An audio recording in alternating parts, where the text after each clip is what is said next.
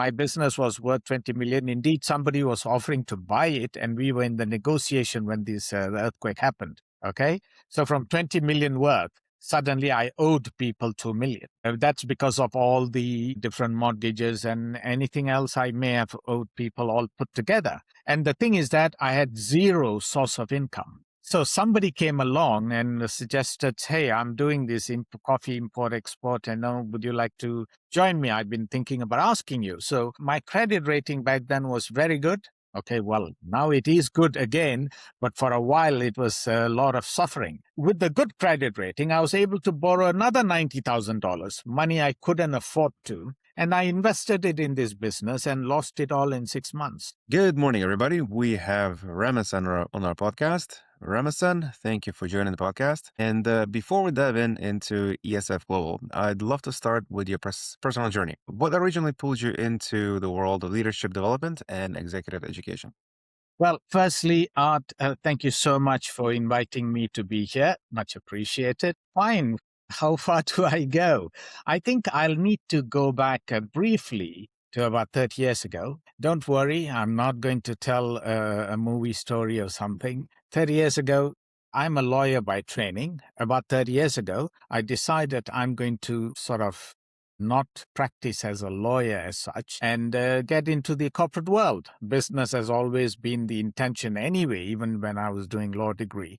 The idea was to get into the corporate side of things. So I decided to open a consulting firm. But of course, given with my legal background, I started with legal consulting. At that time, it was fairly a generic one. That is the beginning of my involvement in the business/corporate world, mostly business, I should say. And then the question of leadership came along very quickly. When you have a team and you are managing people, then you need to be a leader, whether you like it or not. If you can't behave or become a leader, then it's going to be a tough going. Then leadership training, which is what I do under Entrepreneur Success Foundry at the moment. Now, the genesis for that was born in 2011. At the time, I was still living in New Zealand. And one morning, in one line, which I like to say, because nowadays I speak a lot on conferences all over the world. So when I say this one line, it gets people's attention. So I'm going to try the same trick here then. What if one day you woke up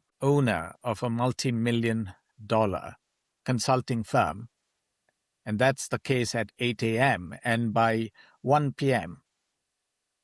you are technically a bankrupt, and then you're homeless. Now that's what happened to me. So what am I talking about? I lived in Christchurch, New Zealand, and on the 22nd of February 2011, that's what happened.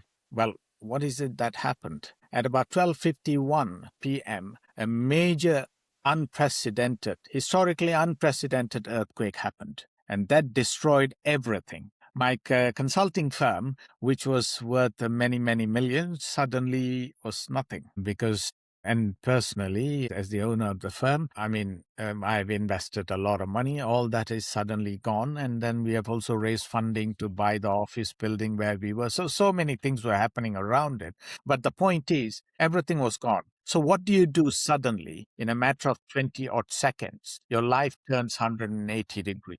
Then what do you do? Well, in my case, I made things worse because under pressure and desperation, I made some decisions. I got involved in a coffee import and export business, which I have no business getting involved in because at that time, I had no clue about coffee beans. I didn't even know how many type of beans they were. Okay. So I got involved in the wrong business and then I made things worse and then I had to pull myself out of it. Okay. So that journey kind of made me think how, even as a one-person business, there are a lot of solopreneurs and entrepreneurs these days that I come across and I teach, I advise, train, and whatnot. Even as a single person, you need to be a leader. You need to lead yourself. So that was one of the biggest thing that kind of hit me at the time, because without that, the rudder of that leadership, I was going all over the place, especially when faced with a tragedy of the kind I was dealing with. My experience on seeking help and not finding it, and even when I found it, it was I'm like I said, I'm technically bankrupt. and they were asking me for $20,000 and $30,000. How is that going to happen? So it's not going to happen. So I told myself one day that there are a lot of people in my position anywhere in the world. And one day when I can, I'm going to start something that's going to help people avoid all the stupidity, silliness, mistakes that I've made. So the genesis of Entrepreneur Success Foundry was back then that I'm going to do leadership and high performance team building, all this stuff that entrepreneurs need. But then it took me another decade before I was able to give up whatever I was doing to pull myself back out of that hole and then pursue what is essentially a passion, really. Teaching, training is a passion of mine. It always has been. But now, a few years ago, Entrepreneur Success Foundry was born. It was based on three foundations: focus, foundation, and freedom or future. So, first, focus. Then build your foundation.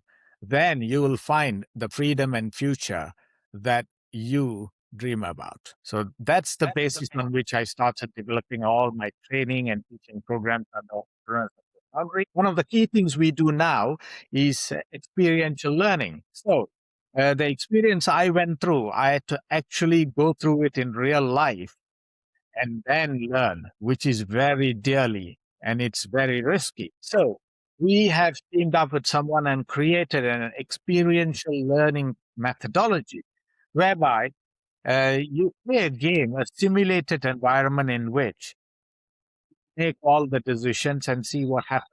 And then that's how you learn your leadership skills. And that's how your team can become a high performing team. So we developed all that, and that's what I teach. So it's all based on my journey, if you like. What I do today, I do because of what I went through. And I genuinely felt if I could help someone else not make all the mistakes, they are bound to make their own mistakes. That's life. But if I can help someone avoid all the mistakes I made, then that would mean something. That is powerful.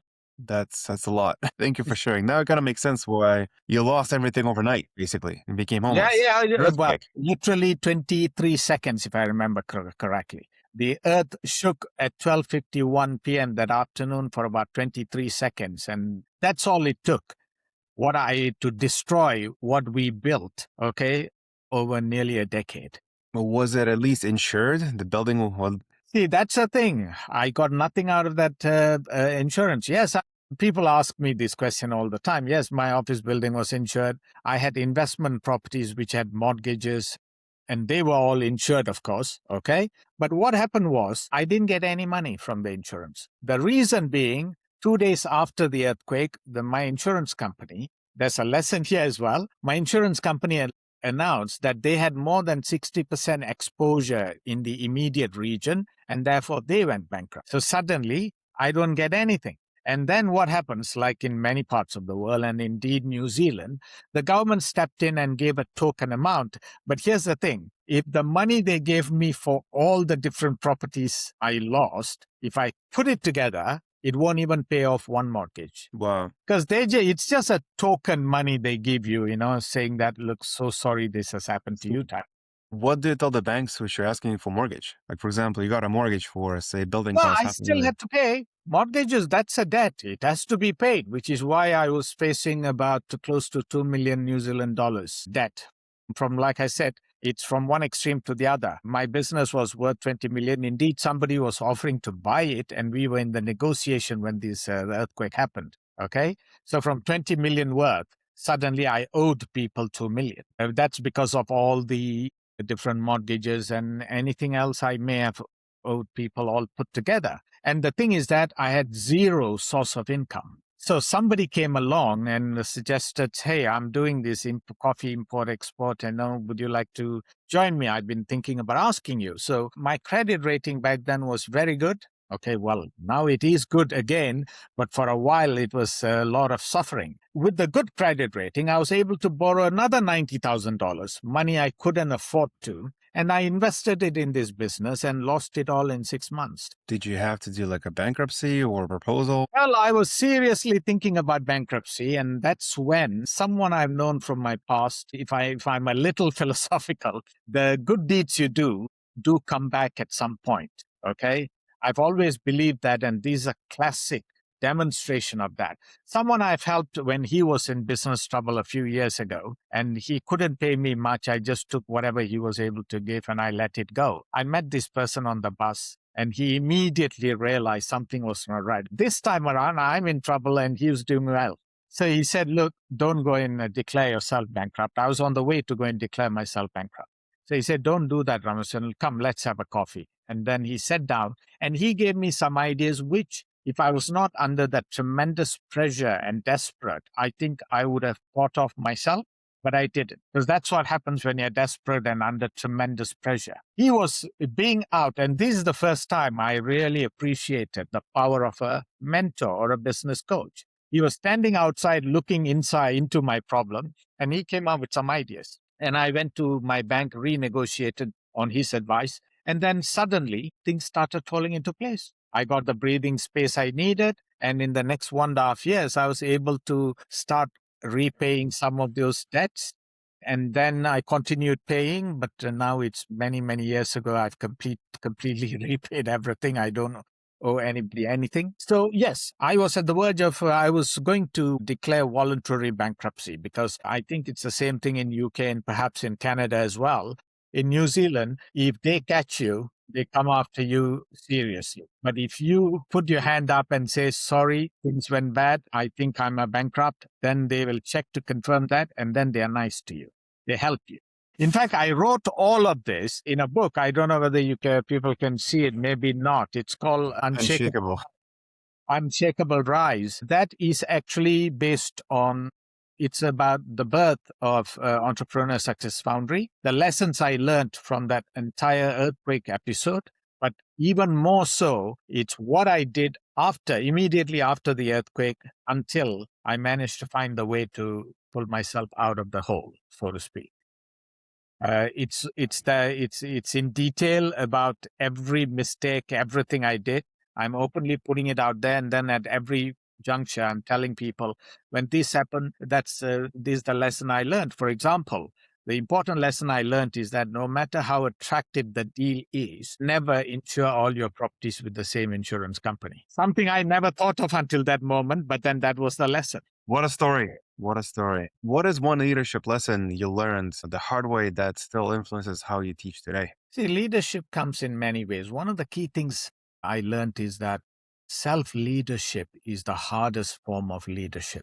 It's easy to want to lead other people, so to speak, but lead yourself, like as the philosophy goes, conquering yourself is more challenging than even climbing Mount Everest, as they say. One of the key things I learned about leadership is that leadership is not about power or having control. Leadership is having a clarity of mind and always being prepared to manage things as they come. That is the greatest form of leadership. And resilience, and I have actually coined a terminology called adaptive resilience, because you need to be resilient and yet adaptable. Finding that balance are all key characteristics of leadership as I see it. Okay. Thank you for sharing. If we spoke to you early mentors or colleagues, what would they say was the biggest strength you brought into the leadership work early on? Well, there are two areas that we focus on. One is leadership and helping them build a team so that they can scale and achieve their entrepreneurial dream without really killing themselves in the process. So many of my clients have said the following. Firstly, they appreciated the fact that my ability to simplify their circumstances and therefore their problems or challenges, and the solution we provide is practical. I don't like to give a fancy solution that sounds fantastic on paper. But then when it comes to implementation, and when I talk about practical, it's very subjective from one client to the other, because it's got to be practical. If you're my client, then it's got to be practical for you to implement. It's a bit learned from my experience after the earthquake, obviously, in the sense that I was asking, can you guys guide me in this business? I got into it, mistake, but I'm struggling. I don't know. They said, yeah, I charge 15,000. They were giving me a solution, but it was not practical for my situation. So now I figure out it's my job. I am the one with the clarity of mind as your mentor. So I tell my clients, okay, you're under pressure, all that I understand. Tell me the situation. Let's figure it out together. It's not I tell you do. Leadership, I tell you do, leadership never works. It's not even leadership, in my opinion. Okay, it's dictatorship. So we'll figure it out together. Okay. And then I will give you solutions which you would be, chances are, be able to implement. So that's my biggest strength, I believe. And many of my clients have said that. They say, until I spoke to you, I really couldn't see the wood for the trees. That's a good way to put it. All right. For listeners hearing about ESF Global for the first time, how would you describe what the organization does and the kind of impact you're trying to create? Entrepreneur Success Foundry started with a mission. Of course, every business is there to make money. So are we. I'm not going to deny that or hide that. But that has to be the secondary purpose of mission. The primary purpose of mission is that to help as many people as we can. Now, that sounds fancy and sounds good, but how do I do that? Okay. So, Entrepreneur Success Foundry, it's very focused. We want to help entrepreneurs who have achieved break even and now they're at a crossroad. As all business must, and indeed as an entrepreneur, they must scale exponentially so that the entrepreneur can achieve the dreams which set him on the entrepreneurial journey. So to do that, in that crossroad, you got to make a decision because you see, building a business from nothing to break even, it requires a different skill set. Once you have achieved break even, the exponential growth scaling requires a completely different set of skills. My experience, I worked with hundreds of entrepreneurs globally, and the theme is the same. They have the skill to be a founder because they nurtured it, they forced themselves to develop certain habits and behaviors and the work ethics and so on. And suddenly they are stuck. And when it comes to scaling exponentially, that skills are not helpful. So the role of Entrepreneur Success Foundry is help guide these entrepreneurs to scale exponentially correctly. What do I mean by that? Many of the clients I've got, they either didn't proceed further because they've achieved break even, they were comfortable, they were scared which way to go, or rather they were unclear which way to go for the scaling part of it.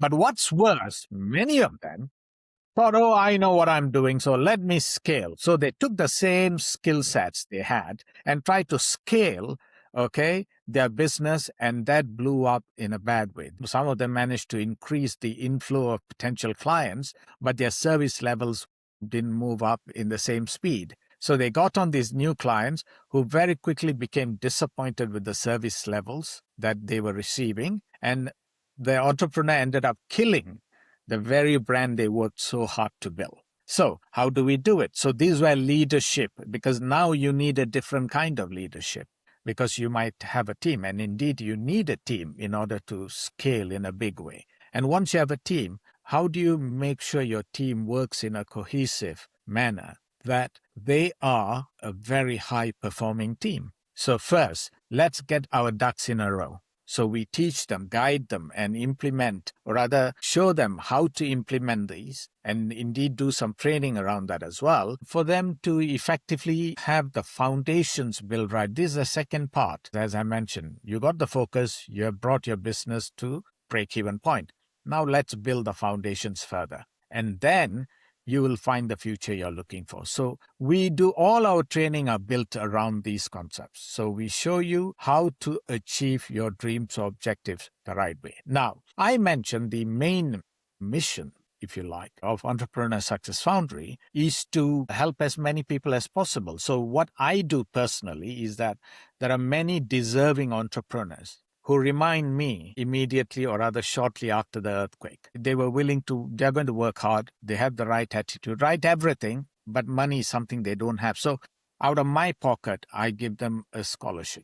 So my company still gets paid, but I give the money for them to pay my company and come on as trainee or client. Sometimes the company itself, I get it depending on certain criteria and situation, to give a discounted rate and so on. So I look at how I can help people benefit from what we could do for them. So the main mission is to help as many people as possible. That's a good way to put it. What differentiates ESF Global from other leadership training organizations or consultancies, except for your pretty amazing, humble story of beginning? I think there are a few things that we identified. Well, obviously, we do, or the methodology around which we have built our training programs is, we believe it's unique. And I'm sure others who are in my kind of business, the training business, would also have something like that and would justifiably make such a claim. But beyond that, the practicality of our solutions, which I already talked about, is one thing. Our focus, we are the experts in our space.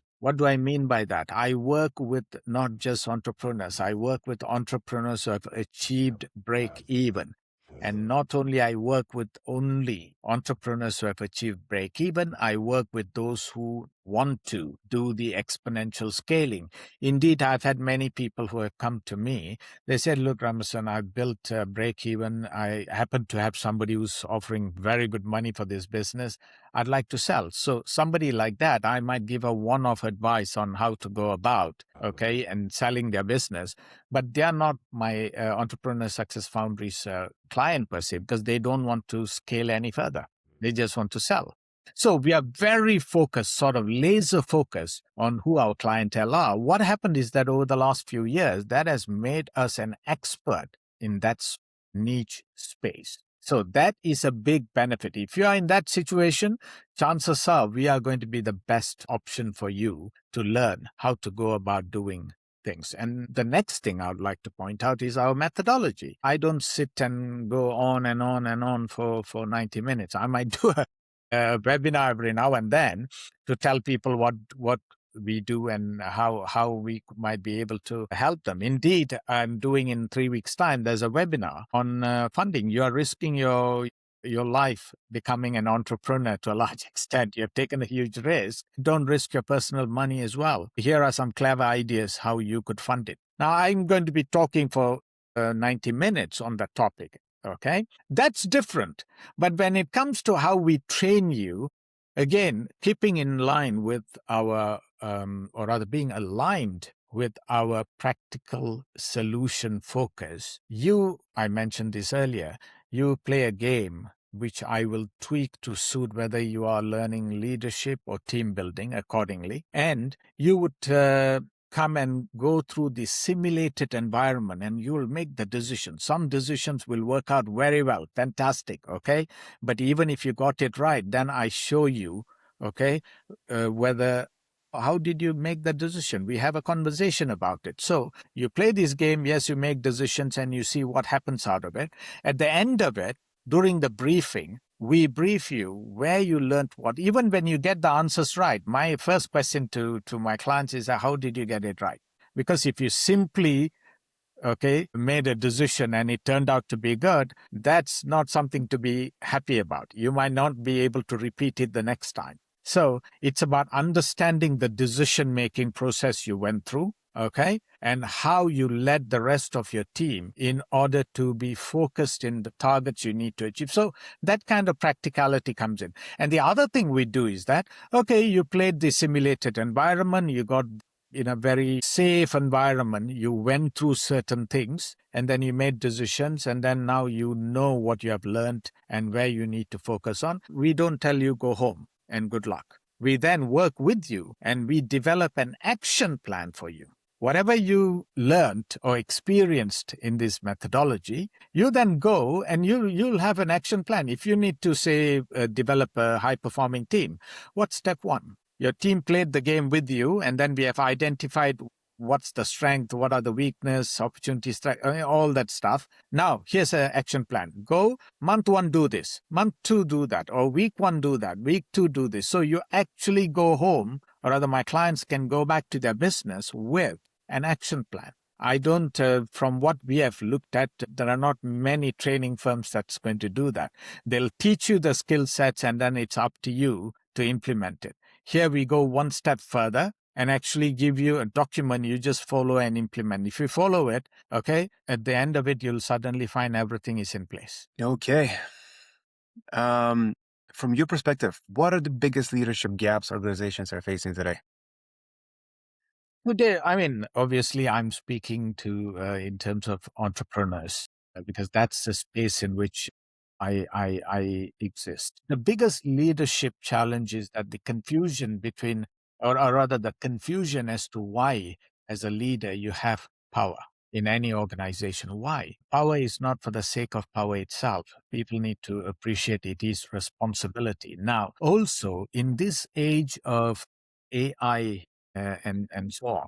There's a lot of digital, and let's face it, compared to 30 years ago when I started, today's business environment or entrepreneurial environment, the barrier to entry, if you like, is almost non-existent. Okay, so it is a very challenging market out there. The biggest leadership failing that I keep coming across is self-leadership. When you don't even lead yourself, chances are you're not going to lead anyone. So that's the biggest one I keep coming back. But obviously, there are like so many components within that single line I've just said to you. Okay, but self leadership is one of the key challenges we are coming across. Now, the other thing is that for entrepreneurs within the small and medium size space, the control is a disease. 99 out of 100 people I meet have built their business, but they are unable to let go. It's the my baby syndrome. Okay. They're unable to let go. So as a leader, one of the key things, in fact, 2 days ago, I did a post on this because I met someone and what they said kind of struck a chord. So I immediately did a post on it. The biggest challenge in entrepreneurship and leadership is the art of letting go. Most leaders or entrepreneurs really haven't grasped that yet. Thank you for sharing. Do you see differences between leadership challenges in startups versus large enterprises? I think the type are similar, but the magnitude is obviously different. So for example, I'm working with a client now about whether hiring opposed to implementation of AI. Okay, so we are having that discussion with them. And I'm also talking to a large corporation. I'm talking about 160 odd employee type of organization. They are both having the same challenge. But the magnitude in that it's a 4-person team. The small business I'm working with, it's a 4-person team. In a 4-person team, they now need at least 2 or 3 more functions to be added. So do you use AI to add those functions or should you go and employ somebody? Okay. So in that small team, it's a question of employing 2 or 3 people. In the larger corporate I'm dealing with, the issue is how many people do I send home or should I send home before I implement AI tool? And even if they're talking about employing, then they are talking about not 1 or 2, they are talking 20, 30 kind of a scenario. So the magnitude is always going to be different. The other thing is that bigger organizations, this is a challenge that is coming from within that type of sector. A lot of them tend to think scaling their business is a hiring game. It's not. Just because you put more people, more bodies into the organization doesn't mean you'll be scaling. Even if you're employing people under the sales and marketing team, no guarantee of that you are going to scale. Smaller organizations, surprisingly, because they are financial constraints, they are a little more acutely aware that hiring may or may not solve their problem. So these type of challenges exist in both large corporates and small organizations. Thank you for sharing. What leadership skills do you believe will become essential over the next 5 to 10 years? It's what the backseat leader, as I like to call it, but I suppose others may have something similar. What do I mean by that? I think the future leaders need to be uh, this going back what we were talking about in the 80s and 90s. It's all about multitasking. I think we need to move away. That's my firm belief, because when you multitask, you don't get any of the task done well. So focus is going to be a key skill set any leader of the future is going to need to have. But here's the twist. You need to be focused on what you do or need to be doing, but you need to be aware, not know, but you need to be aware of the million things that's happening around us every day. So many things happening. So awareness is the other big skill. Focus, and we're together with awareness of everything that you are not focused on. You can't ignore them anymore, but choose the one you must be focused on, but be aware of everything else. So that's one.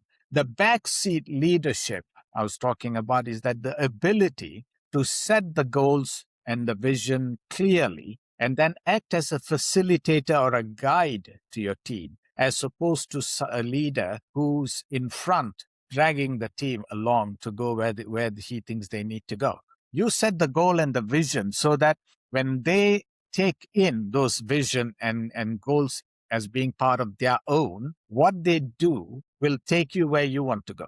That's the kind of leader you need to develop. Leadership is definitely becoming, if you thought leadership is a complex characteristic before, wait till another 10 years. It's going to be even more complex. So the ability to be a guide facilitator, okay, is, I think it's the, apart from focus and where awareness of advancements, especially technological advancement, these are all criteria of a leader of the future. What parts of running a leadership education organization are mostly most operationally complex behind the scenes? Operationally complex, creating the program, setting it up, doing the thinking as to what's going to work, might work well, or what's going to be best, the best method, all that is easy. One of the biggest challenges is that the type of clients you are working with.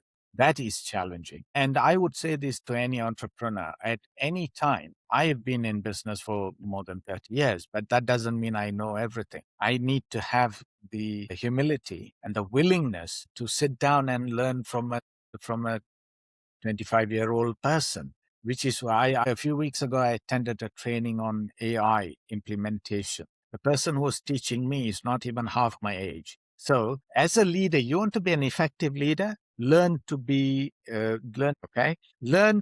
rather be willing to learn from even a 10-year-old. If they happen to have the knowledge, then that's my biggest challenge, because the problem is a lot of entrepreneurs seems to think, oh, I know what I'm doing. The moment they have that set in, then my job in guiding them or taking them what would be the best things for them to do becomes harder. So I find that my biggest challenge. Now, are there parts of the business that still rely heavy on manual process or administrative coordination? A significant amount is still based on manual process, if you like. There are a number of reasons why, but one thing for sure, we are in the process of simplifying it and automating it. We are definitely looking into that. Some of these processes are manual because we outsourced long before everybody else was talking about outsourcing. Even before COVID, we were outsourcing everything. I come from that kind of an environment. So when a couple of years after COVID, when Entrepreneur Success Foundry was finally born, I immediately outsourced anything I don't need to be doing. I outsourced it to somebody else who can do it better than me. Okay.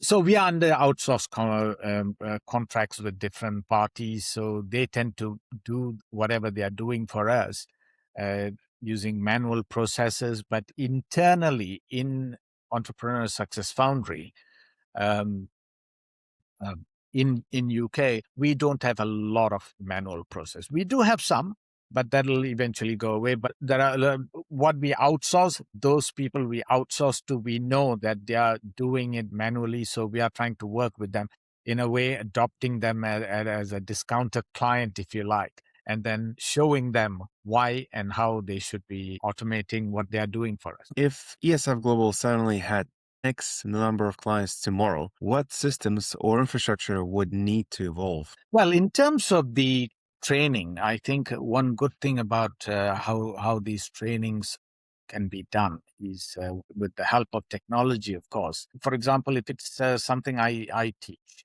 I mentioned this simulated learning environment earlier. Now, that can take, I don't know, 20 people or 2 million people. Its capacity to expand, in theory, its capacity to expand is, it might take just a little bit of time and it can be done. Now, also, one of the things we embarked on, and I have been pushing for it, and I think I've managed to to a large extent to do is this. Specialization is what I went after. For example, if I have 10 different training programs, a few years ago, I decided to move every of the topics I teach mostly online. So at one time, in line with our mission status / passion, to help as many people as possible, I have groups of 10 people for my coaching, for example. Okay, currently I have about 5 different groups running at any one time. Okay, and now that can even become 15 groups. So that's possible because we are doing one to many. Also, for some programs, what I did was I looked out for entrepreneurs who have, again, in line with being practical as well, with our training and teaching and whatnot. These are entrepreneurs who started a business, became very successful, sold their business, and now wants to just teach for 2 or 3 days a week and kind of take it a little easy. I have identified about 9 of them at the moment, and we are increasing that number in order to come and teach certain topics on which they are better experts than me. So we have that network already in place. So tomorrow I had 10x clients, no problem. We have the infrastructure and the people to come in and do that. And of course, on top of that, we have a lot of outsourced help in terms of even delivery of our training. Okay, thank you for sharing. Let's see. When you think about the next decade, how do you see the role of leadership educators evolving? I think what is practical and informal learning is going to be going to go up and up and up. As it is, we are talking even this morning. I mean, in the news, there was a huge debate about going to university. It's all about in UK. One of the biggest topics at the moment is student loans. Okay, so people are going to university and incurring all these student loans and so on. What happens when they come back? Many of them say they struggle to pay their student loans and all that. So, and then when you I talk to a lot of employers, and they say the thing is that yes, they got the qualification, but I still need to be teaching them the practical aspects of how to do their job. They may have a degree in a particular area, but when they come to work for me in that capacity, I still have to teach them the practical side of it. So education and training, like everything else, even in the world of business, is all heading towards an apprenticeship era. There was a time everybody learned a trade through purely apprenticeship. It was no formal education. There was a time like that. So we are veering more towards that, I think. And I think that makes sense to me because I've been in different jobs before I decided, hang on, I'm going to go and do what I wanted to do. I found that wherever I went, I had to learn the practical aspects, what I need to do, which I was not taught in my academic and environment. So I think practical learning training is up and up. The other thing is that more and more people are beginning to appreciate the need for training in the first place. There was a time training, oh yeah, we must train our people. Everybody was into it. And then I suppose financial constraints come into play. And then people were starting to play hard and fast in terms of whether they do training or don't do training. But I find now the trajectory is that people are willing to compromise somewhere else in order to ensure training is provided. So the need for training is going to go up. And I'm already seeing it. It's going up. So trainers are going to be needed. So in that sense, we are also involved in training trainers so that they can go out there. They don't have to work with me after that. I make it clear, train the trainer. So I give you the skills so that you could go out there and be a trainer if that's the business you want to do, and then provide services to people. So the type of training from academic, it's moving towards practical ones. The need for training is going up. These are two key areas I'm seeing. Okay, within the even less than 10 years. Now, the other skills is that the skills needed to succeed in business or entrepreneurship is also changing. As I said, if you're a leader, it's not about telling people what to do anymore. That's long gone. Long gone. It's all about facilitating your team to achieve the results you need them to achieve for you. A great answer. All right. For the closing statement, if you could give one piece of advice, leadership advice to every executive listener today, what would it be? Adaptive resilience. As a business leader, we have a challenging role to play in the success of our business. And not just because then it's going to give me the kind of, I don't know, lifestyle that I want. It's not just about that. Once I started the business and brought it to break even and whatnot, I owe a responsibility to the business. And in order to fulfill that responsibility, I need to play a very important balancing act that, believe it or not, the so-called quote unquote earthquakes in business will happen. Those challenges will come. If you're lucky, they won't come every day. If you're lucky, they won't come every week, but they are going to come. That I'm willing to promise. Okay. My last dime, as they would say. So the challenges are coming. What kind of a leader do you need to be? You need to be resilient, tough, but if you overdo that, then you become rigid and you will kill the organization. And that's not a good leadership. On the other hand, be adaptable. But if you overdo that too, then you become like someone without focus. One day you are this, another day you say you are adapted into that, and so on and so forth. So it's about finding that balance. It's all about balance. Be adaptive, yet resilient. Or you may say it the other way around, be resilient, yet adaptive. So the terminology I coined, and I teach a program on that, is how to develop adaptive resilient skills. Okay, so that's, I think, is key. If you're resilient, you'll weather the tough times. If you're adaptable, you will weather the chaotic times. Okay, that's a pretty good answer. Ramesan, during the conversations like this, we often uncover operational challenges leaders face when scaling programs or managing organizational learning. You mentioned that you did take the AI kind of course and training, but you still have a lot of manual processes. So what I wanted to say is that I did see a number of coaches that implemented a couple of AI solutions that basically, remove a lot of manual processes. And with AI nowadays, whatever was released 3 months ago is already outdated. And the business which are not implementing AI within this year, they're going to be out of business basically, because they will not be able to compete with somebody that does next to work with half the staff or even less than that. If you're interested, we can have another call where we just review whatever AI solutions are on the market, which might fit your business model. Yeah, absolutely. I mean, we are trialing some. As I mentioned, in fact, there are many. I just recently signed up with someone who provides me with 6 AI employees. Okay, they had a long list, and I choose which functionalities or functions I need an employee for, and then we're in the process of automating. We are trialing things all the time. I'll be more than happy to have a chat. This is something we have been doing for the last 2 years already. Sounds good.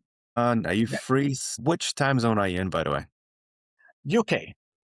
Okay, so you're 4 hours ahead of me. Which part of Canada are you in? You said you're in Canada, right? Yep, I'm currently in Toronto. I'll spend a lot of time in Vancouver, but You're in currently I'm in Toronto. Toronto. Okay, because somebody else called me from Canada the other day, and I thought it would be 4 hours, and then it turned out to be like 6 or 7 hours. That's Vancouver. So Vancouver's 3 hours behind Toronto. So there'll be 7 hours. If they're in Calgary. So what's the time now? Is it like 12? Right now it's 10 o'clock in the morning for us. It's 10 o'clock for you. Yes. Makes sense. It's for me. Yeah, that makes sense. Yeah, okay. If that was Brilliant. Vancouver, that would have been 7 o'clock in the morning right now. If Calgary, that would be 8 o'clock in the morning. Yeah. Okay, so now next week I'm traveling out. I'm doing a corporate training. I'm off to Turkey to teach a team of people for about 10 days. So time difference is one thing. I need to think about their time, but also that most of the day I'm going to be busy. So when do you have in mind? I'm assuming you'd rather have this chat before rather than later. Yeah, the idea is on the next chat, I'll need to ask you some questions. So bottlenecks, stuff like that. So I can actually look up and see what's going to be relevant for you. Okay. Ramesan, it's been an absolute pleasure to having you on a podcast. Thank you for your very insightful personal story and pretty amazing feedback on personal coaching. So thank you for joining the podcast. Well, thank you so much for inviting me, Art. Once again, it was glad to be here and share ideas which I hope the listeners would find useful.